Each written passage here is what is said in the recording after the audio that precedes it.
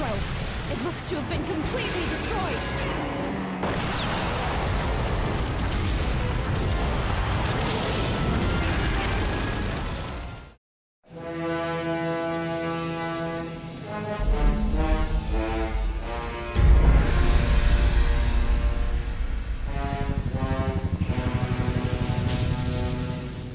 Godzilla is shit.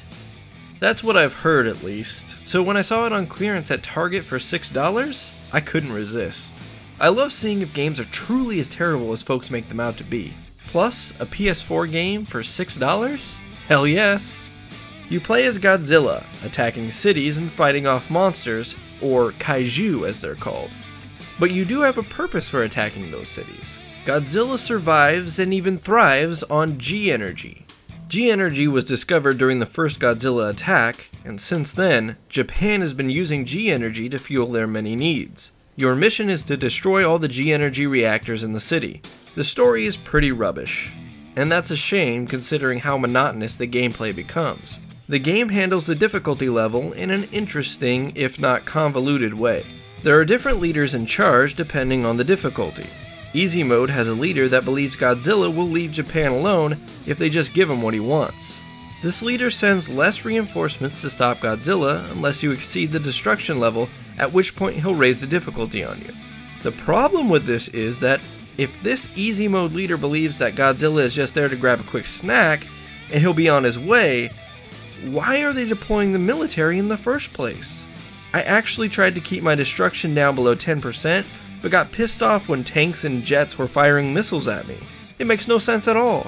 I appreciate that Bandai Namco tried to do something interesting with the difficulty, but it missed the mark for me. This difficulty range also acts as branches through the God of Destruction mode, the campaign mode of Godzilla. Ultimately, Bandai Namco wants you to cause destruction. The more destruction you cause, the more you'll, in a way, level up Godzilla. Your Godzilla will grow and become more powerful with the amount of destruction you cause and the level of difficulty you destroy stuff on. I went through the campaign on easy mode and barely leveled up my Godzilla at all. It took maybe an hour and a half to get through the mode, and every level was pretty much the same thing. Smash through the city, fight kaiju, destroy G-energy, repeat. Moving as Godzilla is obviously a bit of a chore. Not only does Godzilla move slowly, but you have to turn the big guy with the L1 and R1 buttons.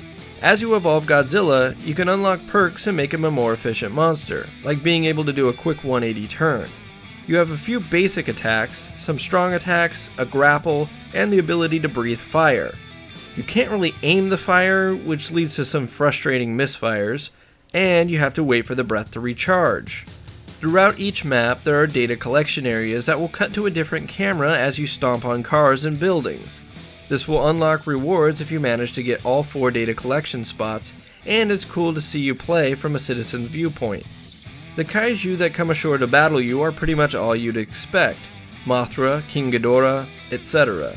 They do add a mix to the gameplay, but not much of a mix since you're using the same attacks and the battle system is none too deep. Still, some battles can be pretty intense later down the road, and I did have some fun with them. The visuals are not the best. Murky textures, blocky models. This is essentially what you'd expect on the PlayStation 3. I don't get too hung up on visuals, so it was never a big deal for me, but if you're a person who bought the PS4 mainly for the graphics, then you'll probably be astounded at how bad stuff can look in this game.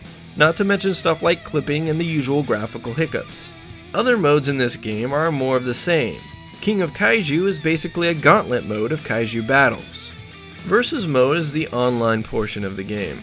You can do a 1 versus 1 or a 3-way dance, though you'll be waiting a bit for opponents to show up because there aren't many people playing online. It wasn't too bad, a couple minutes per match. There didn't seem to be much of a governor on what level of opponent you were matched up against, and I suspect this to also be because of the low amount of players online.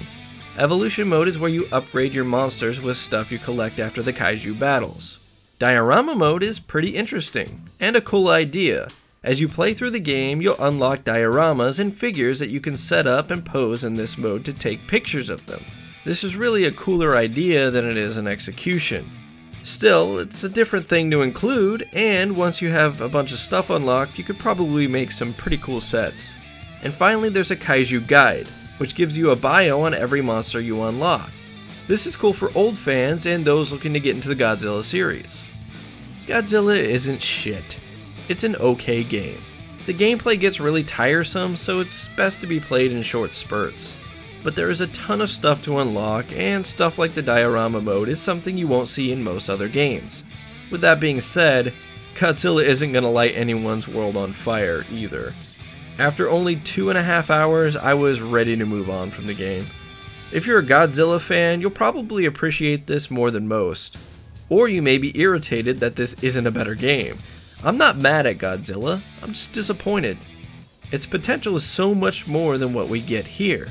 I give Godzilla 2 stars out of 5.